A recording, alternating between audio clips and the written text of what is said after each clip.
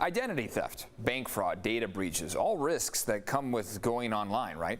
Well, perhaps you've considered taking yourself offline completely just to protect your identity.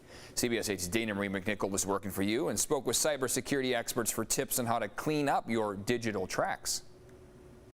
We all have our own digital footprint. It's the trail of data you leave behind when browsing the internet or posting on social media. It's not inherently a bad thing, but it can threaten your privacy and leave you vulnerable to cyber criminals. Can you totally disappear online? I took my question to cybersecurity experts. Arron Weaver with Hack.com helps people recover their information after a cyber attack, and Dr. Mark Heckman is a cybersecurity professor at the University of San Diego. I don't think it's possible to completely disappear. I mean, that would have to be your full-time job. It's extremely difficult. It would be a full-time job. Okay, so they both agree on that. They also recognize it's unrealistic because of how integrated the internet has become in our day-to-day life. So we have to come up with trade-offs, some balance between convenience and privacy. They both have tips on how to reduce your digital footprint and prevent companies from tracking and saving your data. One thing you can do when you're browsing on the internet is use incognito mode or stealth mode. With one easy click, this mode stops your web browser from saving data about you.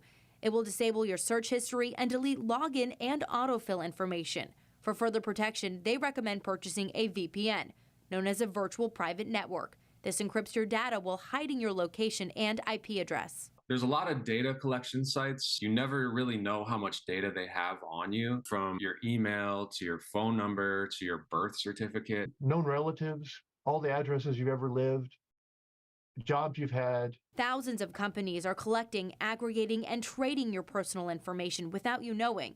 You can request each data broker site to take down your information, which is a lot of work. Experts suggest paying for a service like Delete Me or Incogni. Another option is asking Google to remove you from search engines through filling out this form. Most websites these days come with a pop-up window asking about cookies. Should you accept or reject? If you allow the cookies, you've just said, I'm consenting to be tracked. You can track me no matter which website I go to. From now on, you'll know where I'm going, and you'll keep that in a database someplace, and you'll have a picture of who I am and what my interests are. If you're sharing private data like your social security number or banking information, you should reject the use of cookies. To go completely dark, you must delete all your social media accounts. But most don't want to do that. So an important tip is never go through Facebook when signing up for another app or website. So if that app gets hacked, their Facebook will get hacked. Always opt into using your email address with a brand new password. You definitely want to deactivate old accounts, because companies could be storing things like your credit card information. Major organizations are being hacked, and now you can easily find out if your information has been stolen. Use the website haveibeenpwned.com.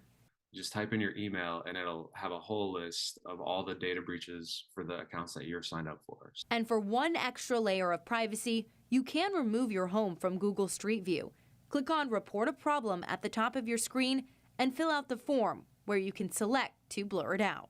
Hackers can use any information that you have out there. A reminder that less is more when sharing on the internet.